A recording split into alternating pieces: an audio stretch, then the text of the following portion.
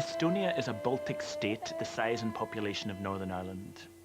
On the eve of World War II, its canny national leaders decided to stash the country's savings of the equivalent of £600 million in a Parisian bank.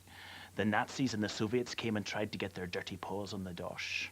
In 1991, with the Red Army withdrawn, the plucky Estonians beat their way to the Champs-Élysées and asked for their savings back, plus 50 years interest. The whole nation held its breath. Isn't that a great idea for a movie? It's like an Ealing comedy, a wee nation eccentrically scuppering a big bully.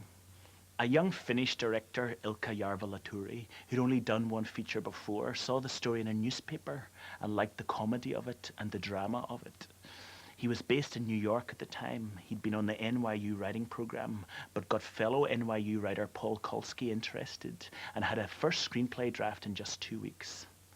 The tiny £600,000 budget came from Finland, America, Estonia and Sweden. The crew was mostly Estonian.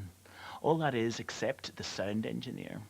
It seems that Estonia had never done a sync sound film before. The word action was never called there. Actors just started doing their thing as soon as they heard the clap of the board, and doing so saved a few feet of film. Darkness in Tallinn, or City Unplugged as it was more trendily named in America, is, I think, almost as exciting as Carol Reed's The Third Man. You expect to see Orson Welles as Harry Lime walk into shot. There's the same moral vacuum after the death of a regime, the same amoral cynics who'll do anything for money.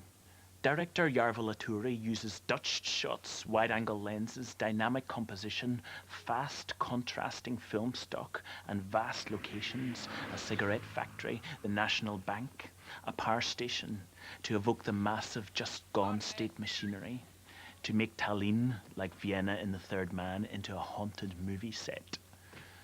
Despite the fact that Jarvelaturi and his core team are Manhattan via Helsinki outsiders, I think the film really seems to get inside the Estonian people. As well as the comedy and the movie dazzle, you get the despair of the nation. Its main character's name, Toivo, means hope in Estonian.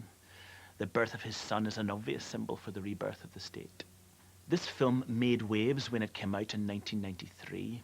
It literally captured the meltdown of Eastern Europe.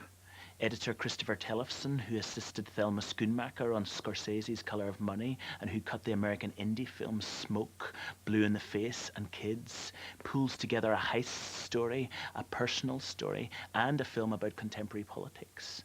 Few films of the 1990s have managed so much.